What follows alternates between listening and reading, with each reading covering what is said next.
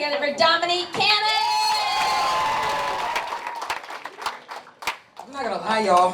When they told me I had to go after all this great talent, I beat myself a little. No, seriously, like, you would have thought they sent me back to the 1960s with a microphone in front of millions of people on stage, and Martin Luther King is walking off after just saying that I have a dream speech. It's like my worst nightmare, that and like a world without commas.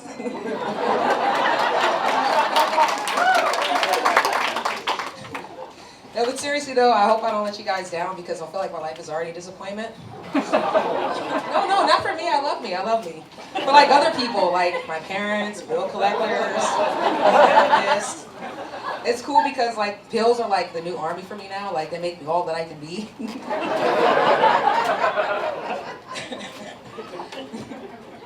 But unlike the army, pills are awesome all the time. No, seriously, because like the army had me messed up, man. They had me paranoid.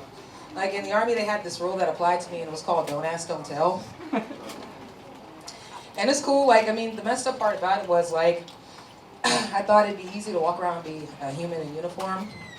No one ever asked, but it was like everybody could tell. No, serious. Like, I felt myself like in the morning running, checking, making sure I wasn't like leaving rainbow sprinkles. I had to like check my uniform and make sure there wasn't like any like unicorn patterns in the camo. And I knew it was bad like when I went to the bathroom and I was checking my hands to make sure I wasn't like sneezing glitter. I don't know how the secret got out that I was a unicorn. But now that the hood's out, let me tell y'all how more they messed me up, right?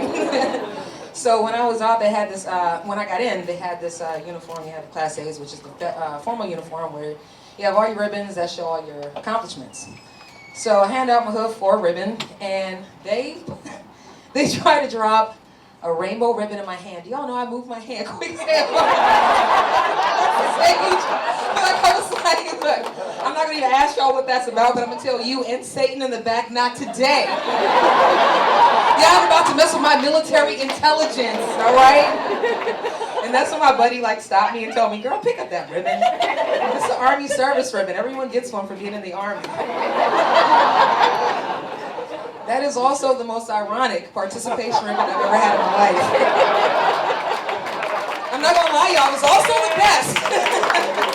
I wore that outside of uniform. I wore it grocery shopping, right here on my chest. I wore it to church, funerals. And then the best part, when I got out the Army, I wore it for 3 weeks straight. And anytime anybody asked me about it, I just said, I'm out and I'm proud, baby.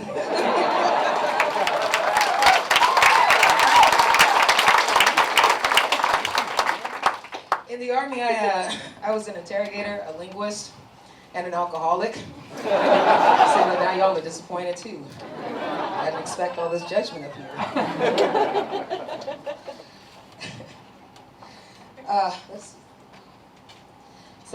The thing about being an interrogator, I thought it was like really cool, but apparently my recruiter lied to me, like he lied to a lot of people. My recruiter told me, yeah, you're gonna go out to combat private, you're gonna go out there and interrogate, and when you come back, you're gonna hang out poolside on the top of the Pentagon with those little rainbows, with those little drinks with the umbrellas, doing linguist stuff with your linguist friends. Lies. What they should have told me was, hey, Private, when you can't practice torture out there in the war, you come back, the Army has plenty of jobs for you. In the Army in combat, I was Cannon, the interrogator / linguist. When I was in the Army in Arizona, I was a housekeeper, I was a mechanic, I was a custodian. I was pretty much a substitute Mexican. I'm serious, y'all. For the sake of American people, I don't think we should build that wall. Military intelligence does not stand for rocket science. We won't know which side of the wall to stand on.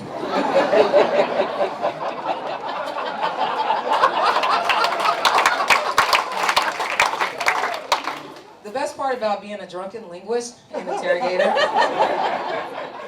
is gaining all the assets by not paying your bills. How, you ask? By answering all my calls in foreign languages. I call it the three-tone. It starts off with Korean, 안녕하세요. And then when they start asking me if I know English, they always like do it slower and louder. At the end of the conversation, they're like, "Oh, I see you speak Mexican. I'll have a translator call you back." I always end it with something like that I made up. It sounds really good though, like "Fong de long shay." It's hard being a lesbian like me, I guess that looks like me, especially when you're in an elevator with an old white lady, a sexy one. Serious, you never locked eyes with a sexy old white lady on an elevator? Maybe my fetishes are just showing. Serious, I thought I had a golden girl. She looking at me like, "You going down, baby?" I can't. Serious, I thought I had a friend and a confidant. Till I took off my glasses, I started looking her up and down, biting my lip. And I found out Blanche was clutching her purse. Now it's awkward. I gotta close this like generational and cultural gap. I'm not about this life. I'm not trying to get this lady a heart attack. But I did keep her purse though. I'm gonna let y'all know that we are all going out to dinner tonight at Longhorn Steakhouse. Who's going with me? We're gonna thank her for being our friend. Amen. Thank y'all. You have a great night.